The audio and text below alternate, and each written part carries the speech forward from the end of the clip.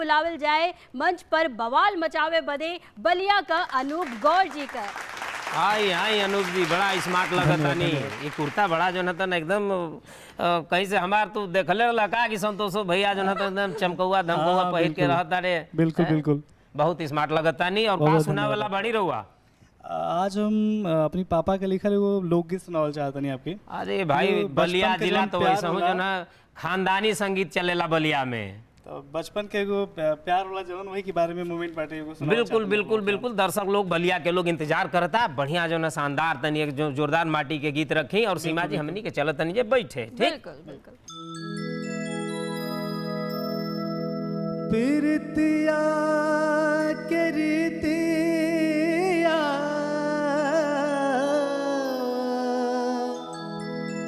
प्रीतिया के रीतिया करे इंतजार गोया आ जैता ए गोया आ जैता गौआ हमार ए गोया आ जैता गौआ हमार प्रीतिया के रीतिया प्रीतिया के रीतिया करे इंतजार गोया आ जैता ए गोया आ जैता गौआ हमार ए गोया आ जैता गौआ हमार।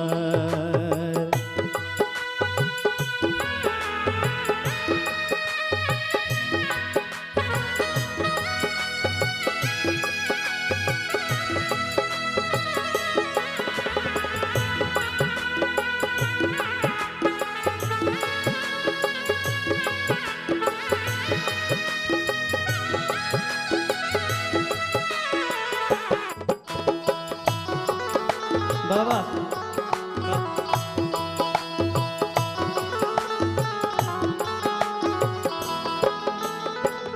मन घूमे तलवा तलैया के तीरे मन घूमे तलवा ओ मन घूमे तलवा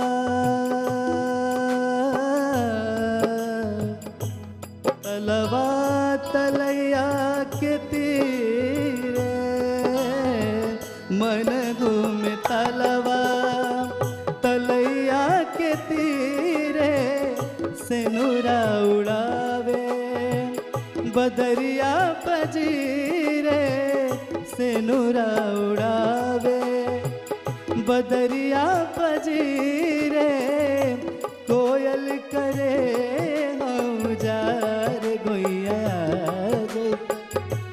हे गोया जैता गौआ हमार गोया जैता गौआ हमार। There are many brands in the industry which will promise false results and we don't know whether they are effective. जैता गौआ हमार उड़ावे बदरिया पजीरे सेनुरा उड़ावे बदरिया पजीरे कोयल करे हम जार गोया हे गोया जैता गौआ हमार गोया जैता गौआ हमार।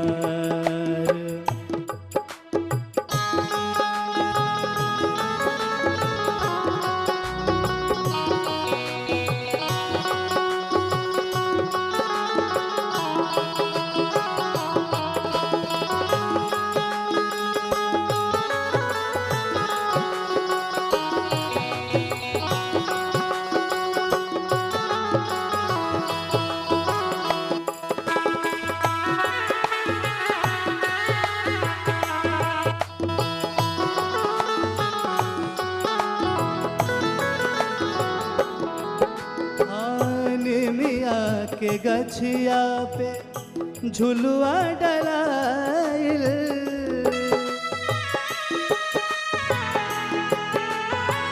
हो निमिया के गछिया पे झुलुहा डलाइल, छैला के मन में प्रीतिया समाइल, छैला के मन में प्रीतिया समाइल, माटी के सोरा हो सिंगार गोइया जैता, हे गोइया जैता गौआ हमार, गोइया जैता गौआ हमार। प्रीतिया के रीतिया, प्रीतिया के रीतिया करे इंतजार, गोइया जैता, ये गोइया जैता गौआ हमार, गोइया जैता गौआ हमार। हो प्रीतिया के रीतिया, प्रीतिया के रीतिया करे इंतजार, गोइया जैता, ये गोइया जैता गौआ हमार, ये गोइया जैता गौआ हमार, गोइया जैता गौआ हमार। ये गोइया जैता गौआ हमार। का रउआ गीत गौली कि एकदम गांव याद आवे लगल, रोम रोम में एकदम सनसनाहट पैदा हो गई कि हमनी के परदेश में बानी जा, चाहे जे परदेश में बा, ये गीत जब रउआ के सुनी न वो समझ ली सीधे गाड़ी पकड़ी बलिए जाए खातिर सोची गाजीपुर। सब बलिया वासिन के आशीर्वाद बा। अद्भुत एकदम गजब के आवाज और गजब के गीत रउआ जो न सुनौली दर्शक लोग। वैसे हूँ बलिया के लोग जो न माटी के गीत तो गईबे करेला, लेकिन सीमा जी एकदम रोवा रोवा एकदम झरझरा गईल। और का देखा इतना प्यार से गौलन, तो बताओ गोइया आइन कि ना आइन?